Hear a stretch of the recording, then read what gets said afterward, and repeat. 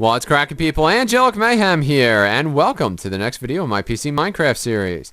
And in this video, I'm going to be talking about this experimental project which I created. This project is an underwater steampunk themed factory. The reason for creating it was because I wanted to find out what it was like to actually build underneath of water. So for the most part, this video is going to be about that. But I'm going to discuss the different elements that were incorporated into this design and how they came to be. All right. So to begin, this is a factory. It's underwater. The question is, why is it underwater? Well, in the steampunk world, a lot of times they deal with Victorian problems like pollution and child labor and forced labor and that sort of stuff. So we're assuming that this is kind of a factory that is not entirely on the up and up. Maybe they're skirting a couple laws. Maybe they're just looking not to be found. Maybe they're run by an arch villain. Who knows? Okay, but that's kind of where my mind was when I built this thing. All right, so obviously it has some smokestacks, some of which had to be moved in order to accommodate this dock. This dock is built for Zeppelins, airships. For those of you who, Zeppelin is actually a brand name of an airship.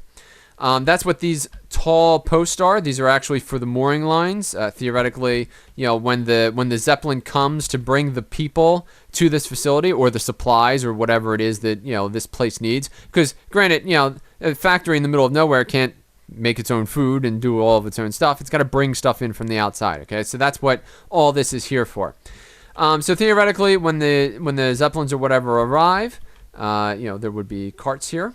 And the carts would ride along these rails. This is the entrance rail, and this is the exit rail. This exit rail has some powered features to it, and this one does not. Just uses gravity. We're going to hop into it and head down. All the smokestacks, all the pipes that you see, so on and so forth, are all connected in ways that, make sense to the build. As we go through, I'll point them out, or whatever, but you can see, like, this is a support structure that actually goes through the building, and it does pop out on the other side. So everything is connected as you would expect it to be. So this is our factory. Obviously, the people land here, and then they go down there. The number one thing that I wanted to build inside of this area was this clock. The idea is that, as people who work in a factory, time is always against you. You're always looking at the clock, hoping that it's your turn to, end your shift. In Victorian times, shifts were like 12 to 14 hours long, so that was kind of like a big thing. People were always watching the clock. So I wanted like a big old clock that kind of loomed over everything, and that's what I did. The other thing was this water wheel. So in order to talk about the water wheel, we got to talk about this for a second. I had a central location, which is in the world. It's 0, 0, XZ coordinate. And I put my first piece of glass here, okay, and then built out around it. If you were doing a survival mode, I would highly recommend not coming down more than 4 meters, 4 blocks from the surface of the water, okay? Just because since you have to hold your breath the entire time, that's, about as far as you want to risk it, okay? So I went 4 down from the top, and then eventually after the glass dome was built, I blew this one out, and that is the waterfall, which is the source of sanitation level water, because again, this will probably be salt water, given that we're probably in the middle of an ocean or sea or something of that nature. And there's also the primary source of propulsion for this water wheel, which is the source of power for this factory. The water wheel, I think the best view of it is probably this one over here.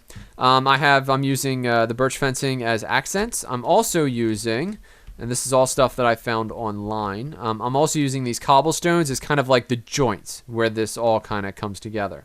And I think it turned out pretty good. I like it. But more to the point, I wasn't terribly concerned about the water wheel because I knew that I wanted to hook this gear to it. So the gear is basically, as the wheel turns, it turns the gear, which turns this other gear, which powers the clock and all the other buildings and so on and so forth.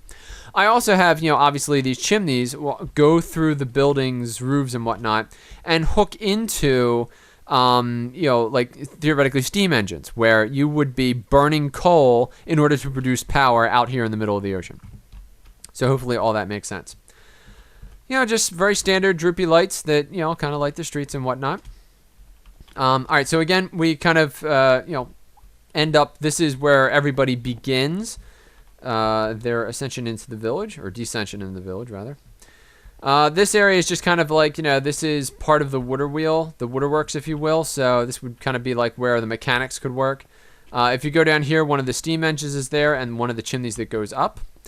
If we go up this way, this is what's known as an oriel. So this is where I'm going to kind of start talking about steampunk stuff. Pipes, this orange clay blocks that I'm using here is basically a pipe which runs through the entire establishment. And this window right here is what's known as an oriel. Okay, oriel windows have two purposes. One, because they jut out from the building, they actually offer a little bit more in the way of being able to look around.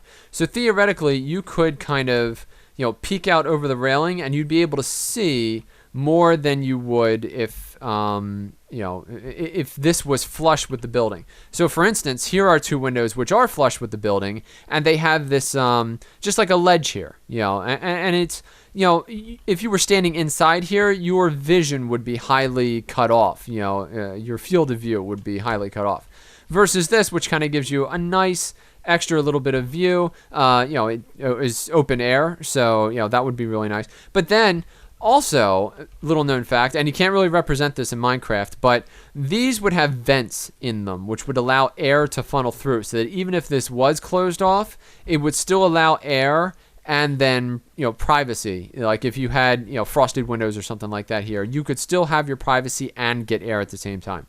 So that's another reason why this is actually extruded from the building. So that's just kind of like a steampunk element. All the roofs are gabled, which is, another steampunk thing. And I went with straight brick because I wanted it to be a factory. And, obviously factories, you're using the cheapest supplies possible. Plus, given that it's underwater, you would think that, maybe, they found underneath the sand, like mud, and they could make, mud brick enclosures or whatever. But, that's kind of what I was thinking there. Also, a huge part of steampunk is having these like really tall archways and the use of iron. So you'll notice that throughout the entire structure, I'm using these what are they called? Andesites. I'm using the andesite as if it were an iron girder. Also over here, I have a couple different iron treatments. So this would be like a curved bracing for an iron bridge.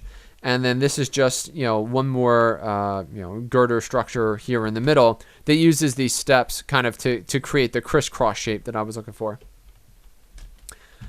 But in terms of steampunk, I think thematically I went very light on this. I wasn't going for like an oh my goodness, this is an alternative universe sort of situation. I was just bringing in little things like, for instance, this facade treatment here where the corners have like this little like notched effect, and then here in the middle it's plain, which is something that you see in a lot of especially PC Minecraft steampunk builds.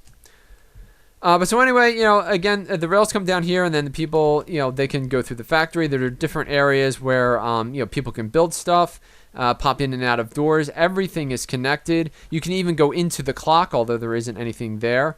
So like for instance, on the outside, here's the pendulum, which helps to run the clock. But, when you actually go on the inside, there's just it's only too deep. And part of that has to do with the fact that we are inside of a glass dome. We don't really have the luxury of being able to expand, infinitely. So let's talk about that. And the glass dome, I think, will be probably the last thing that we talk about. Although I might take you up. I'll show you the Zeppelin when we're done here. Again, you're starting always from the top down. You cannot swim down 45, drop one glass, and come back up. Even if you could make it in terms of holding your breath, it would be such a waste of time. Okay, so obviously we're going to start at the top and work our way down. You're going to start off with, let's say, a 9x9 glass square, and then do one down from that in order to create a little pocket. At that point, you're probably going to need sponge, or to literally put glass and remove glass in order to get all the water away so that you have a place to breathe. And that's kind of your initial working space. From there, you're going down. Ideally, you have a 100% true understanding of what you want on the inside before you begin building the glass. Because what happens if you don't is that you're going to find that this is incredibly claustrophobic to work in. there's very little room. I mean, especially when you first get started, you're looking around and you look all the way up. I mean, look how far up. If I go all the way down to here, I'm not even on the ground, but look how far up I am. I mean, it looks like a ton of room until you actually start putting buildings into it, and then it's like, oh man, there isn't any room at all. And there's no chance of expanding because the glass is right here. Another thing to keep in mind is that looking out, you can see a long distance, okay? When the sun goes down, you'll be able to see it. On this side, you'll be able to watch the moon rise.